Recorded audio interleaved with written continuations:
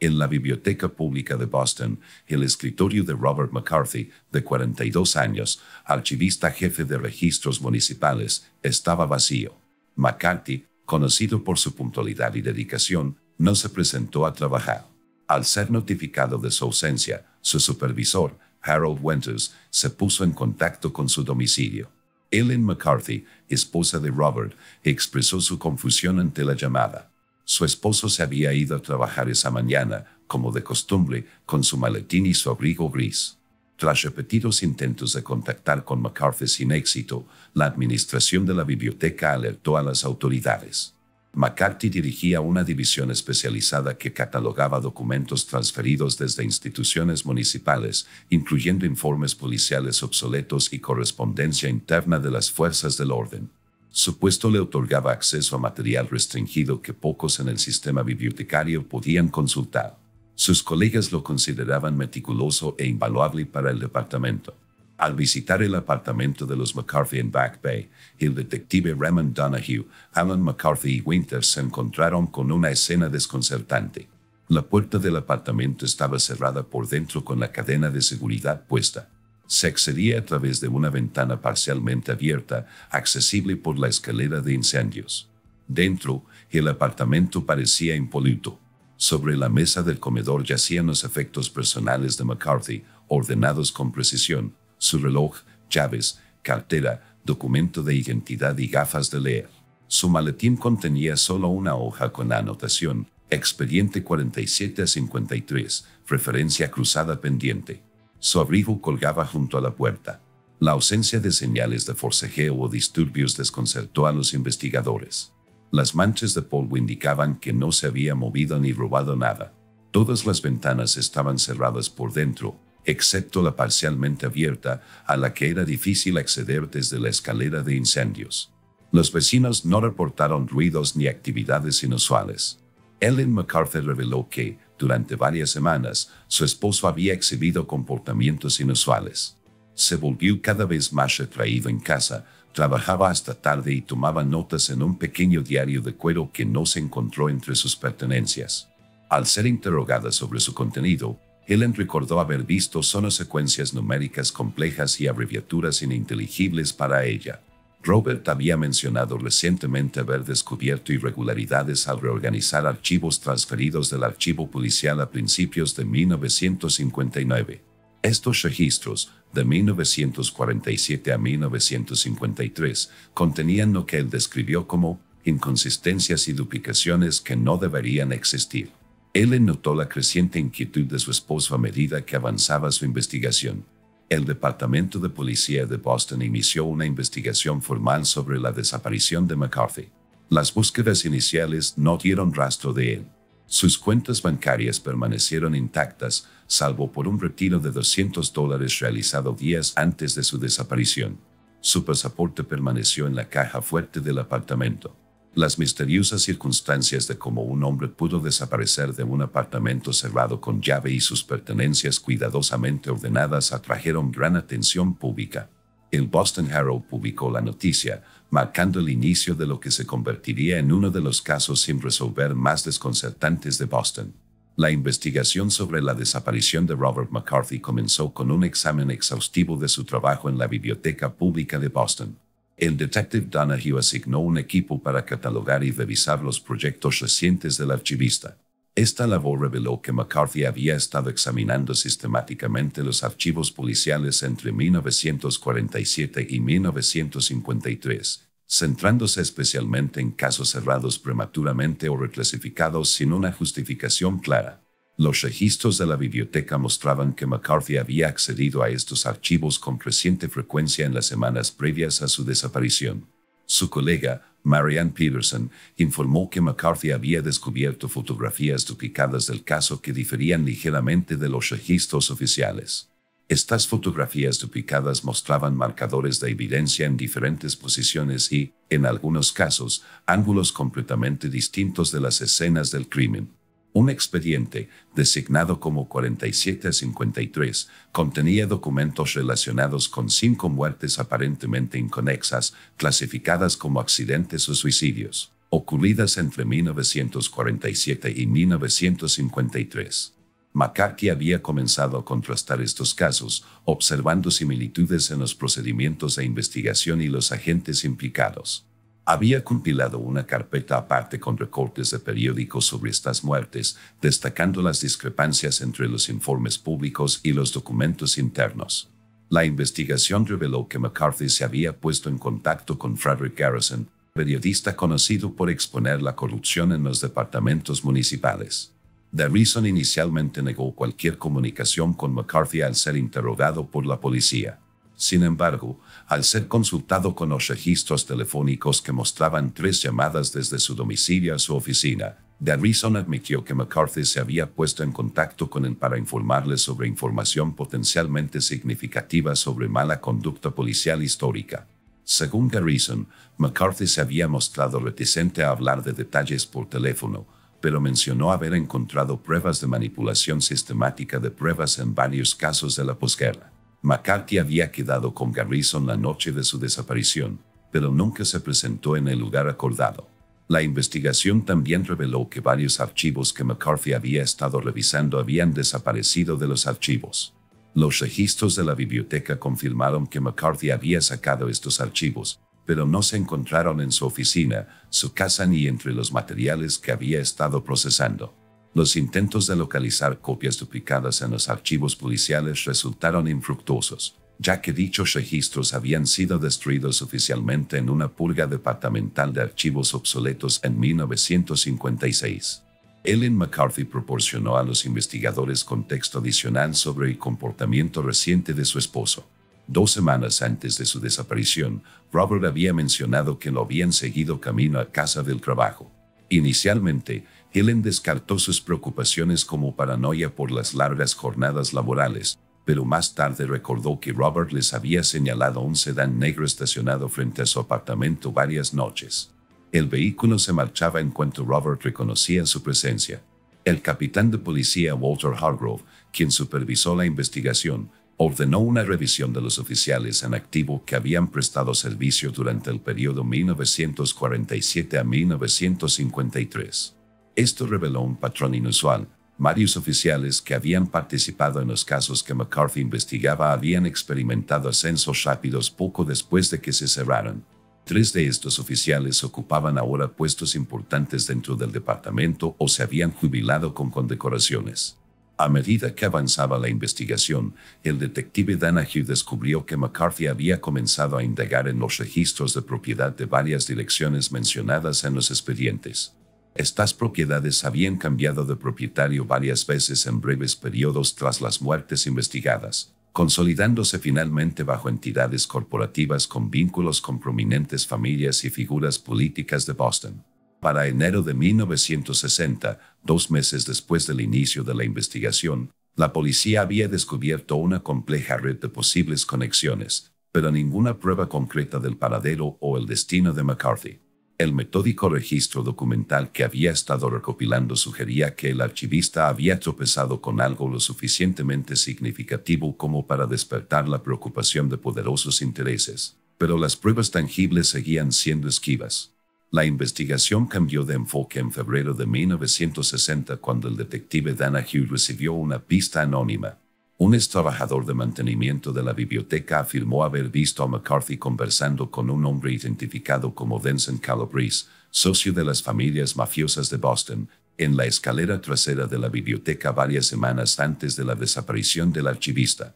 Las verificaciones de antecedentes revelaron que Calabrese tenía vínculos tenues con varias personas mencionadas en los archivos de 1947 a 1953 que McCarthy había estado revisando. En particular, el primo de Calabrese, Anthony Morari, había trabajado como auxiliar de pruebas policiales durante el mismo periodo.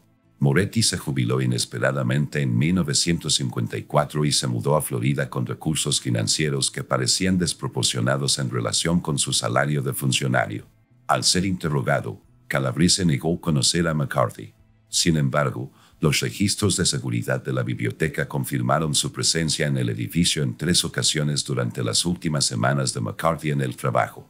No se pudo establecer ninguna razón legítima para estas visitas. Calabrese proporcionó coartadas inconsistentes para el día de la desaparición de McCarthy, lo que aumentó las sospechas. La investigación reveló que uno de los casos que McCarthy había señalado involucraba la muerte del empresario Harold Whitmore en 1951. Inicialmente declarado suicidio, Whitmore fue encontrado en su automóvil con una herida de bala en la cabeza. Las notas de McCarthy cuestionaron por qué ciertas pruebas forenses, incluyendo patrones de residuos de disparos, se habían excluido del informe final. Whitmore, antes de su muerte, había estado desarrollando propiedades en una zona que posteriormente fue adquirida por North Shore Development Corporation, una empresa presuntamente vinculada al crimen organizado. Ellen McCarthy presentó una prueba adicional, la llave de una caja de seguridad que encontró escondida en un libro ubicado en el estudio de Robert. La caja contenía fotocopias de varios informes policiales con enmiendas manuscritas que diferían de las versiones de los archivos oficiales. Más significativamente, contenía fotografías de 3 hombres reunidos en un restaurante en 1952. Uno fue identificado como el comisario de policía Thomas Reynolds, otro como el juez Martin Blackwell y el tercero como James Ferraro, un conocido miembro del crimen organizado que nunca había sido procesado con éxito a pesar de múltiples arrestos. En el reverso de una fotografía, McCarthy había escrito: "La reunión tuvo lugar 2 días antes del cierre del caso Whitmore. Reynolds aprobó la reasignación del investigador. Blackwell autorizó la restricción de pruebas. Seguir las transferencias de propiedad". La investigación del detective Donahue reveló un patrón de adquisiciones de propiedades tras las muertes que McCarthy había estado investigando.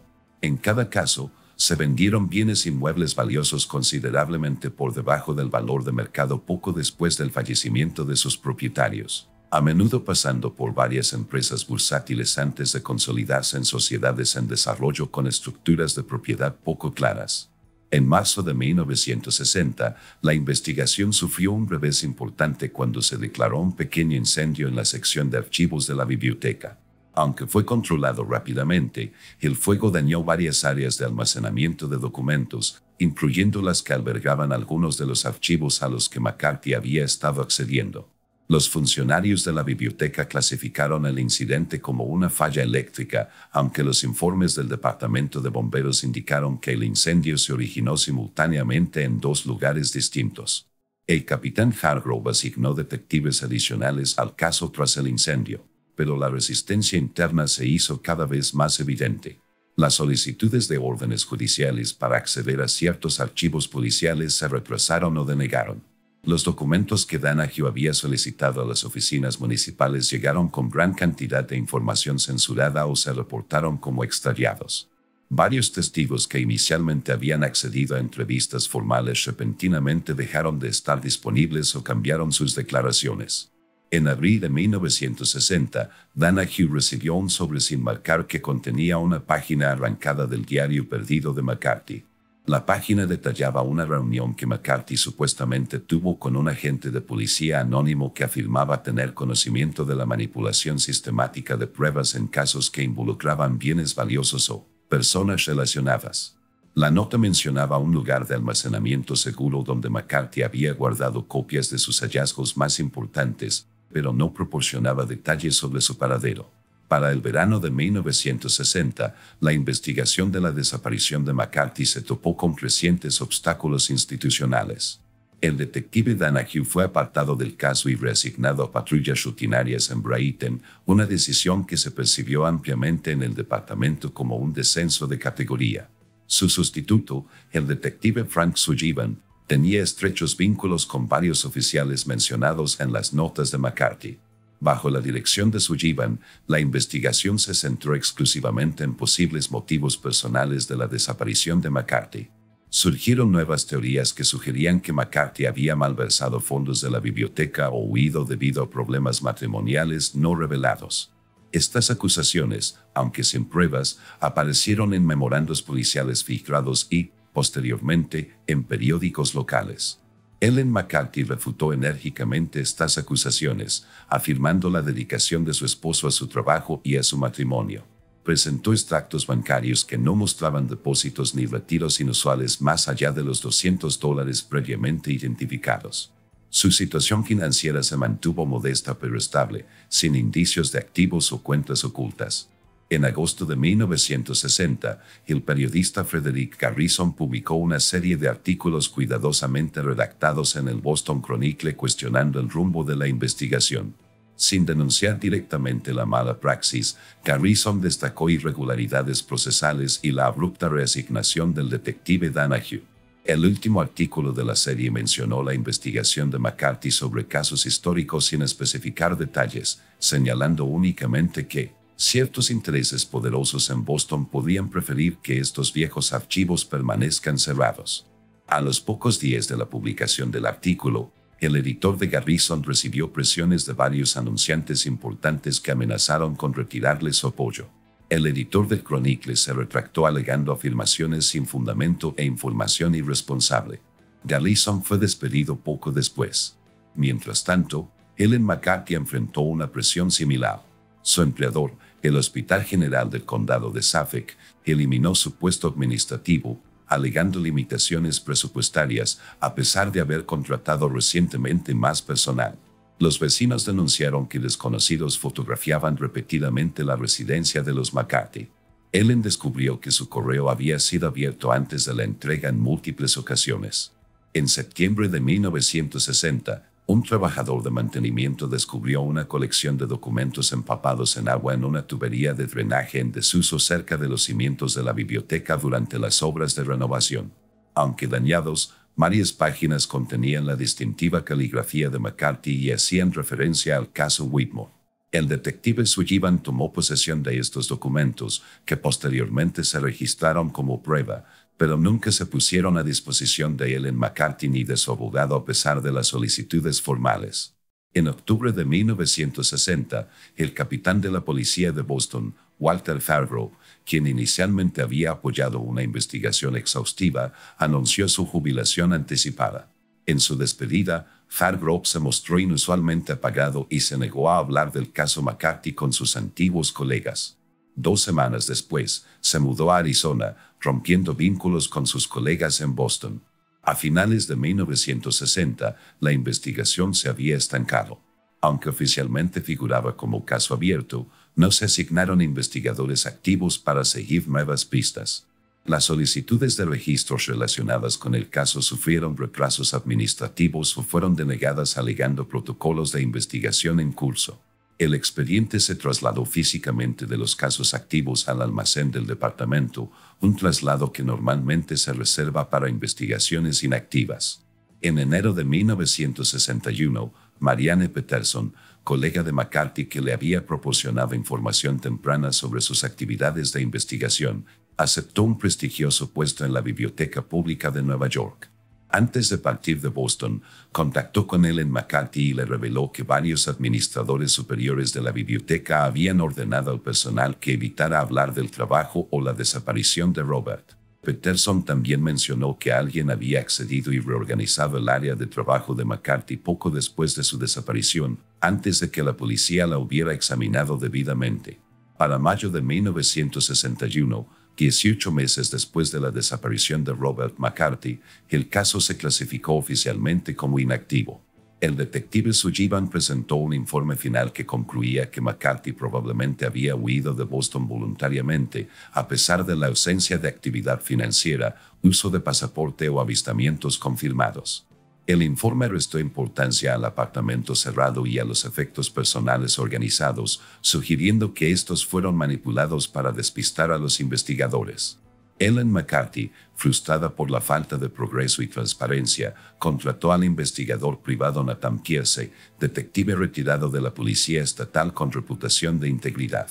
La revisión inicial de Pierce de la documentación disponible del caso identificó numerosas lagunas investigativas y pistas sin resolver. Sus solicitudes para acceder al expediente policial completo fueron denegadas repetidamente por tecnicismos procesales. Pierce se centró en rastrear a personas relacionadas con los casos de 1947 a 1953 que McCarthy había estado investigando. Esta labor reveló un patrón inquietante. Muchos testigos potenciales habían fallecido, desaparecido o se habían reubicado sin proporcionar información. De las 17 personas clave identificadas en las notas de McCarthy, 11 habían fallecido, 3 por suicidio, 4 por accidentes, 2 por infartos y 2 por causas naturales inexplicables. 4 se habían mudado al extranjero y 2 se encontraban en centros psiquiátricos.